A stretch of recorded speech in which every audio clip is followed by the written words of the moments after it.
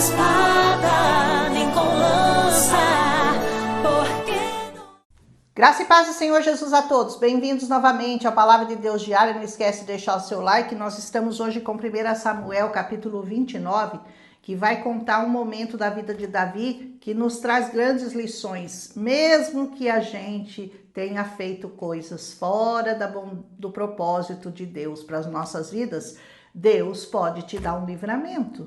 Apesar das suas escolhas ruins, o que acontece nesse capítulo? Nós vimos que no capítulo anterior, o Davi tinha se abrigado lá na terra dos filisteus. Ele cansou de fugir do rei Saul e, sem consultar ao Senhor, ele decidiu ir morar no meio do povo inimigo de Israel. Acontece que nessa situação, como ele era considerado um guerreiro leal do rei Aques, que era dos filisteus, eles o levam para a batalha, junto com o exército dos filisteus. E aí, como que o Davi vai sair dessa? Porque ele era obrigado a defender o povo que estava ali mantendo a família dele, que ele estava guardando. Embora ele nunca atacasse o povo de Israel para trazer comida para aquele povo, ele atacava sempre outras tribos, mas o rei Aques não sabia disso. O rei Aques achava que ele estava trazendo a comida e atacando o povo dele de Israel.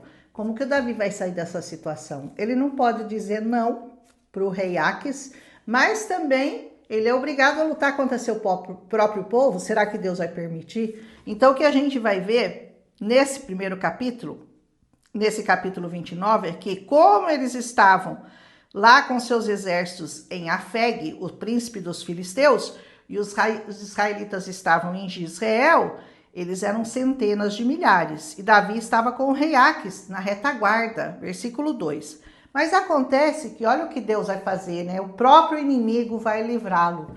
Porque os reis dos filisteus, os príncipes, eles se reuniram e falaram, não, você não pode levar esse daí, o Davi junto. Ele falou, não, mas ele é leal, ele tem sido leal ao nosso povo, ele tem lutado conosco. E eles falaram, não, esse daí é aquele que o povo fala, Saul feriu milhares, porém Davi 10 milhares, versículo 5. Aí o rei Aques não conseguiu convencer os príncipes dos filisteus de levar o Davi junto, porque eles falaram, não, de repente no meio da guerra ele se volta contra nós, o sangue vai falar mais alto. E o sangue sempre fala mais alto, ele tinha razão nisso. Aí ele vai falar com o Davi, fala, olha Davi, infelizmente os príncipes não concordam em te levar, é melhor você retornar. E foi a sorte, porque quando ele vai chegar lá em Ziclag, aonde é a terra que ele vivia, ele vai descobrir que o povo de lá tinha sido atacado, porque eles tinham sido deixados sozinhos. Ele tenta até refutar, o Davi fala, ah, não, eu sou fiel, mas mesmo assim o rei fala para ele, não, você não vai junto conosco. E isso é uma grande sorte para o Davi, porque quando ele chegasse na presença de Saul, que era o exército inimigo, no caso ali, como que ele ia fazer para lutar contra seu próprio exército, contra o seu próprio povo? Foi Deus que o livrou, apesar das suas más decisões. Então, o Davi conseguia ser fiel onde quer que ele estivesse, mas o Senhor com certeza não ia permitir que ele pelejasse contra seu próprio povo, uma vez que o próprio Deus iria levantá-lo como rei de Israel. Como que ele podia ir lá e pelejar contra seu próprio povo? Com certeza essa batalha, se ele entrasse nela, se o Senhor permitisse, iria manchar o seu nome, impossibilitaria ele de ser aceito no meio de seu povo como um rei leal, como um rei fiel.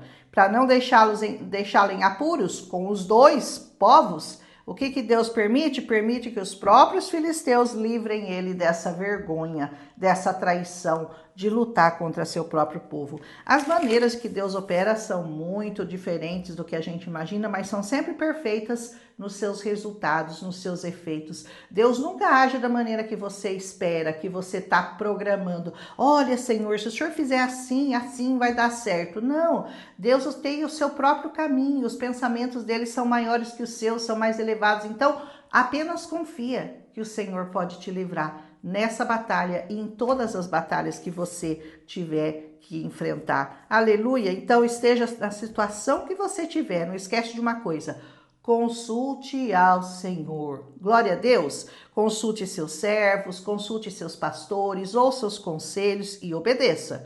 Final feliz é garantido aqui e na eternidade, se você for sábio e aprender a ouvir os conselhos do Senhor. Se você fizer o contrário, a garantia é o choro, por isso, tema-o, obedeça-o, siga-o. E você verá que ninguém que fez isso em todas essas histórias da Bíblia, que obedeceu ao Senhor, acabou fazendo coisa errada ou teve um fim triste.